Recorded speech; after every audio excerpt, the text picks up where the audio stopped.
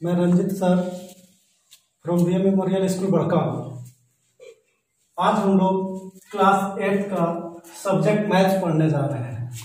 Chapter 2 है linear equation in one variable. Linear means होता है डिग्री 1, लीनियर मीन्स डिग्री 1। इसका कहने का मतलब है कि इसका ओनली वन सॉल्यूशन होगा, मतलब इस इक्वेशन में सिर्फ और सिर्फ एक ही आंसर आएगा। वेरिएबल्स का मीन्स हम लोग पीछे से ही जान चुके हैं। Variables mean any alphabets, that means A B C D X Y Z से हम लोग वेरिएबल्स को डिनोट करते हैं। एग्जाम्पल के रूप में हम लोग समझते हैं 2x + 3 = 4। तो 2x + 3 जो है वो हमारा LHS कहलाता है, लेफ्ट हैंड साइड। उसके बाद इक्वेशन को हम लोग संतुलित करते हैं तो = का साइन देते हैं, और अगला जो वैल्यू है उसको हम लोग RHS बोलते हैं, इसको राइट हैंड साइड। इसी से हमारा इक्वेशन का फॉर्मेशन होता है। सबसे पहले हम लोगों को देखना होगा कि लीनियर इक्वेशन को सॉल्यूशन करने के लिए साइन को ट्रांसपोज किया जाता है। यदि LHS में हमारा साइन पॉजिटिव प्लस है तो = के बाद हम लोग उसको माइनस में ले जाते हैं जिसका साइन नेगेटिव है।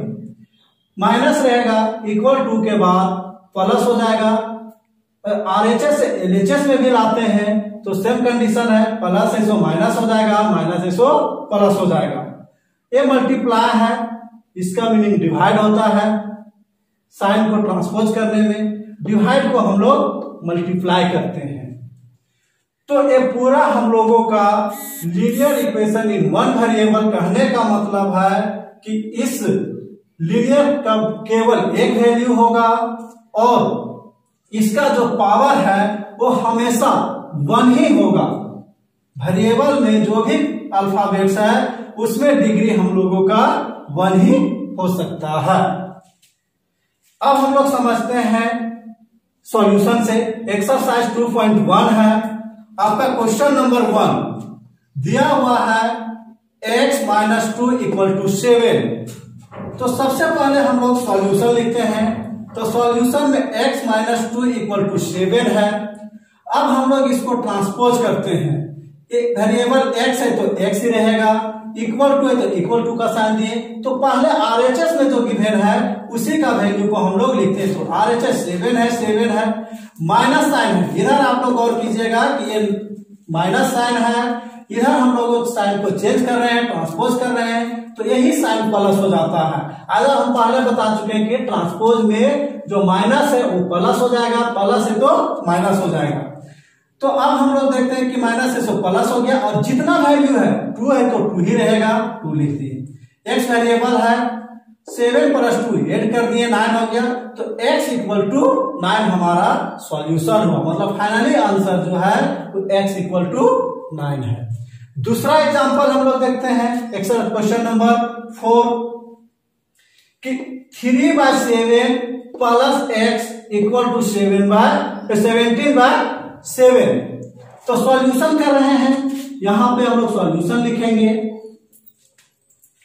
कि वेरिएबल फर्स्ट में तो वेरिएबल हम लोग x लिख दिए, प्लस पहले बैलेंस कर देते हैं।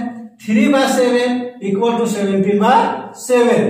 अब नो हम लोग आगे देखते हैं। वेरिएबल सेम है कि वेरिएबल को वेरिएबल लिखें, = का साइन दिए, 17/7 दैट मींस 17/7 हो गया। अब यहाँ पे देखिए, यहाँ पे प्लस का साइन है, = के बाद हम लोग माइनस का साइन ले रहे हैं, साइन माइनस हो गया। दोनों का देखिए कि डिनोमिनेटर में फ्रैक्शन के फॉर्म में है तो न्यूमरेटर और न्यूमरेटर का एलसीएम लेना पड़ता है। तो यहां भी 7 है, यहां भी 7 है। तो हम लोग जानते हैं कि 7 और 7 का एलसीएम हमेशा 7 होता है। तो यहाँ पे एलसीएम 7 हो गया। 7 का टेबल 1 टाइम्स पढ़ते हैं तो 7 आता है। उसको न्यूमरेटर 17 से मल्टीप्लाई करेंगे तो 17 × 1 तो 17, माइनस जो साइन रहेगा वही साइन यहाँ पे लिखते हैं। फिर 7 × 1 7 आया तो 3 × 1 3 होता है। तो 7 का एलसीएम में 1 आया तो उसको न्यूमरेटर के साथ मल्टीप्लाई करते हैं तो 3 × 1 3। अब 17 में 3 हम लोग माइनस कर देते हैं तो बचता है 14।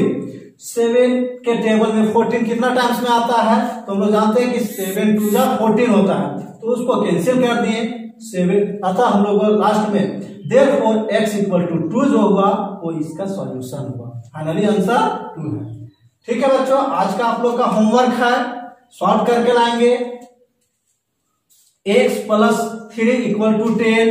दूसरा क्वेश्चन है 6 है, इस वेरिएबल को पहले आप लोग सेपरेट कर लेंगे, इक्वल टू z + 2 है।